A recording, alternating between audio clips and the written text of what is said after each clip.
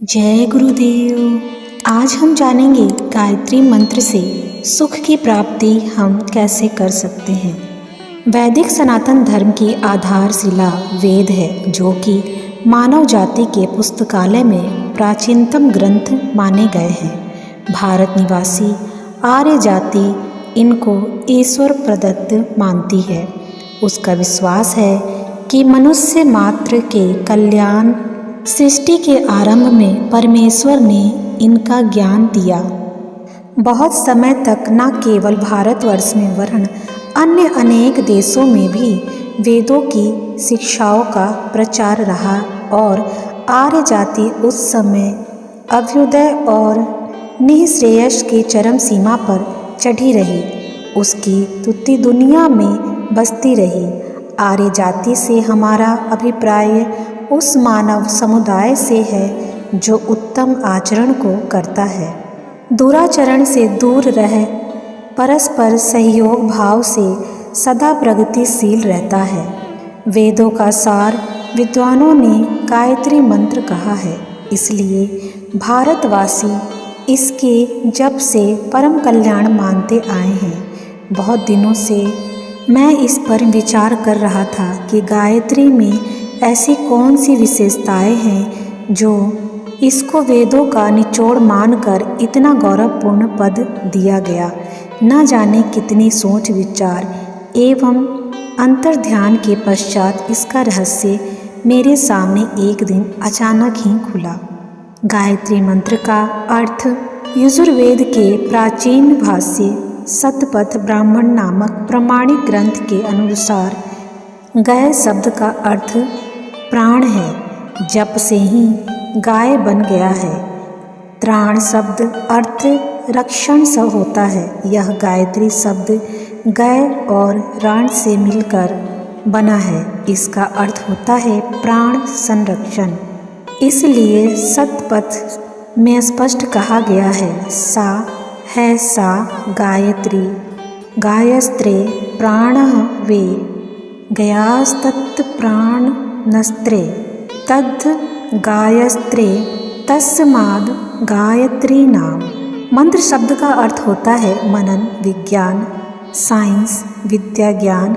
इस शब्दार्थ से विदित हुआ कि गायत्री मंत्र में वह रहस्य वर्णित होना चाहिए जिसमें किसी व्यक्ति, परिवार, मानव समाज अथवा प्राणी मात्र की प्राण रक्षा हो। वे सदा सुखानंद भोग करते रहें तथा इतने समर्थ बने रहें कि इस संसार में अपने अपने स्थान पर ठीक ढंग से स्थिर रहकर अपने योग्य कार्य को उचित रूप से पूरा कर सकें।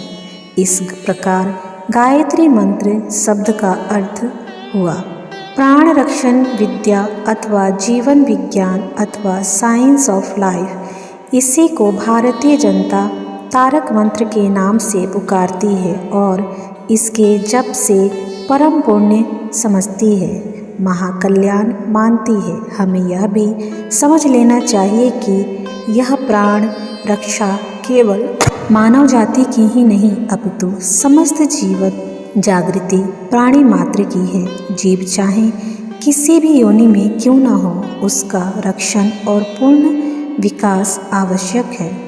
परमेश्वर ने जीव को इस जगत में पिछले कर्म फल भोगने और नए कर्म करने के लिए भेजा है।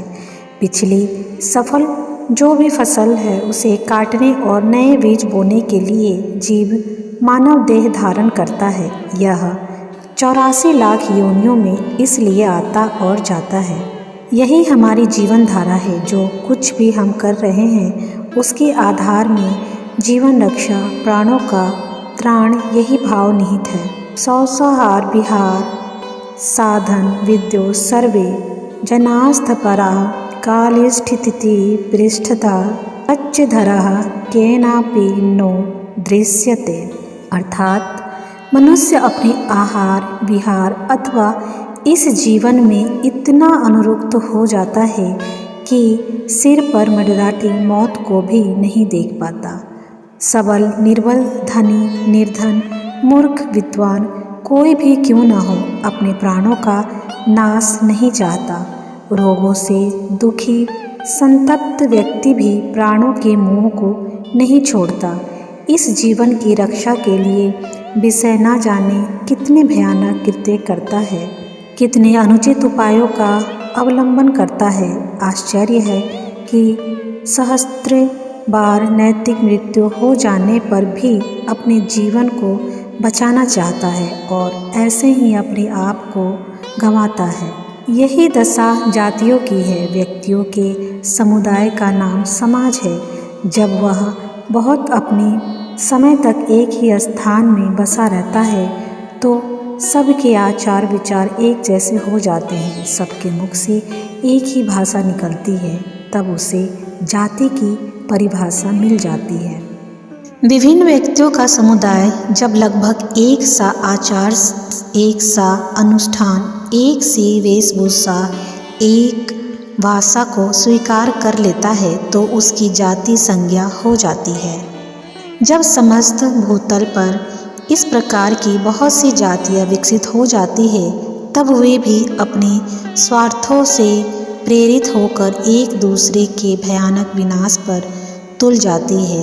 एक जाति दूसरी जाति के स्वत्वों का अपहरण करने को कटिबद्ध हो जाती है। इसके मूल में भी वस्तुतः जीवन रक्षा का भाव ही प्रेरक हेतु होता है। एक जाति अपने जीवन को चिरस्थायी बनाए रखने के नियमित ही ऐसा करती है। जब यह भाव पूर्ण स्वार्थमय हो जाता है तब भूतल पर रक्त पलावन होने लगता है, बड़ी बड़ी लड़ाइयाँ लड़ी जाती है। यह चक्र चलता ही रहता है। यह सत्य है कि इस संघर्ष में योग्यतम की ही विजय होती है। असमर्थ दुनिया के तख्ते पर से सदा के लिए मिटा दिए जाते हैं। रक्षा से हमारा अभिप्राय उस बचाव से नहीं है जिसमें चारों ओर मुसीबत ही मुसीबत दिखलाई पड़े। जीवन रक्षा का अभिप्राय है कि मनुष्य अपनी जीवन धारा को निरंतर गौरव के साथ चलाता रहे। वह निर्भय होकर प्रत्येक दशा में भली प्रकार निर्वाह कर लेने में सामर्थ हो। प्रत्येक व्यक्ति स्वास्थ्य दीर्घायु बना रहे। हम इस प्रकार जीवित रहें कि क्षमता हो कि जीवन रक्षा करते रहें। हमको अपने जीवन में यशस्वी, आयुष्मान, वर्चस्वी होकर रहना है। इसी में हमारी जीवन रक्षा है। ऐसी रक्षा के लिए गायत्री मंत्र हमारा सच्चा मार्ग प्रदर्शन है। इस मंत्र में भूर्भुवः स्वः की सबसे मुख्य सार रूप है। स्वः का अर्थ सुख होता है। यह एक विशेष वैदिक परिभाषा है जिसका अभिप्राय आनंद अथवा आत्मविभोर होना है। इसी से स्वर्ग शब्द बना है जिसका अर्थ सुख की ओर जाने का मार्ग अथवा सुख की स्थिति है। स्वर्ग लोक का अर्थ है वह स्थान, वह दशा जहाँ पूरी आनंद की उपलब्धि हो। लोक भाषा में स्व शब्द का अर्थ अपनापन, निजी होता है। तत्वज्ञानियों ने बताया है कि सर्वमात्मवश सुखम सर्व परवंशम दुखम। किसी वस्तु पर अपनापन सुख देता है, दूसरे का अधिकार दुख देता है। अर्थात स्वभाव सुख के और परभाव दुख के। इसी से स्वतंत्रता, स्वाधीनता, स्वराज, स्वदेश, स्वशासन आदि शब्द बने हैं। मनुष्य इनकी कामना इसी भावना से करता है क्योंकि उसे उनसे सुख प्राप्ति की आशा होती है। भू शब्द का अर्थ होना होता है क्योंकि वह भू सत्यमान धातु से बना है। इसका अर्थ भूमि, पृथ्वी आदि भी है। इसमें सब भौतिक तत्व अंतर्हित है। जो भी सत्यवान पदार्थ है उन्हें भू वर्ग में रखा जाता है, परंतु ऐसा होता नहीं। यह एक विशेष पारिभाषिक संज्ञा बन गई है जो कि प्रत्यक्ष दृश्यमान भौतिक प्रपंच के लिए ही उपयुक्त होती है। भूलोक का अर्थ पृथ्वी पद संबंधी पार्थिविक पदार्थ है। इस यूँ भी कह सकते हैं कि पंचभूतात्मक सत्तावान पदार्थ समुदाय भू वर्ण में आ जाता है। भुआ शब्द भू धातु से बना है जिसका अर्थ अवकलन है। अवकलन चिंतनम चिंतन शब्द का अर्थ यदि व्यापक तौर पर ले तो तत्वबोध विद्या, नागरिकता, संस्कृति, सभ्यता आदि है। एक व्यक्ति का चिंतन उसका ज्ञान सोची समझी बात ही हो सकता है। एक जाति का चिंतन उसका साहित्य, उसकी भाषा, धर्म आदि ही हो सकते हैं। अब इन तीनों शब्दों की परस्पर संगति मिलने से विदित होता है कि यदि किसी को स्व प्राप्त करना हो तो उसे पहले भू और भुवः की प्राप्ति के लिए प्रत्ययशील होना चाहिए। सुख के मूल ये ही दो हैं। एक व्यक्ति सुखी है, उसका विश्लेषण यदि करें तो इस रहस्य का पता चल जाएगा। एक पहलवान भौतिक तौर पर शारीरिक दृष्टि से पर्याप्त स्वस्थ है, परंतु मानसिक या बौद्धिक विकास में कुछ पीछे है। वह प्रायः धोखा खा जाता है और अनेक बार उसकी दुर्दशा होती है। इसी प्रकार यदि एक व्यक्ति बड़ा भारी पंडित है पर जीवन भर वैद्य जी की दुकान पर चक्कर लगाता है तो वह भी सबसे पिटता ही रहेगा। स्पष्ट है कि ऐसे पहलवान और पंडित कभी पूर्ण रूप से सुखी नहीं कहे जा सकते। सच्चे अर्थों में वही व्यक्ति सुखी कहा जा सकता है जो शारीरिक और मानसिक दोनों प्रकार से स्वस्थ है। वह पूरा स्वावलंबी होता है, पराश्रित नहीं रहता, पददलित नहीं होता। अब इसी को वैदिक शब्दों का रूप दे तो गायत्री का भाव अथवा प्राण रक्षण का उपाय हमारी समझ में सरलता से आ जाएगा, जिसका भुआ शरीर और भुवः चिंतन ठीक है, वही स्व का अधिकारी है।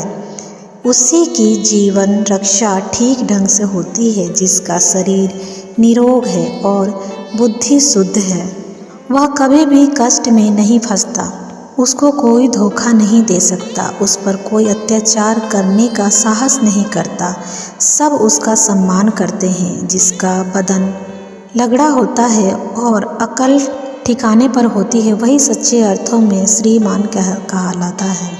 इसी सिद्धांत को जब एक व्यक्ति के बजाय एक जाति पर लागू किया जाता है तो हम कह सकते हैं कि कोई जाति उसी समय तक सुख भाव का स्वतंत्रता को प्राप्त करती है जबकि उसके पास उसकी भूमि अर्थात राजनीतिक अधिकार हो और साथ ही साथ भुवः अर्थात उसकी अपनी सभ्यता, भाषा और धर्म आदि हो।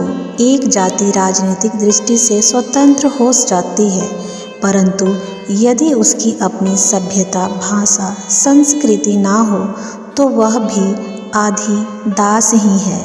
एक जाति यदि सभ्यता का ऊंचा विकास किए हुए है पर राजनैतिक अधिकार उसके पास नहीं हो, वह पराधीन है ही।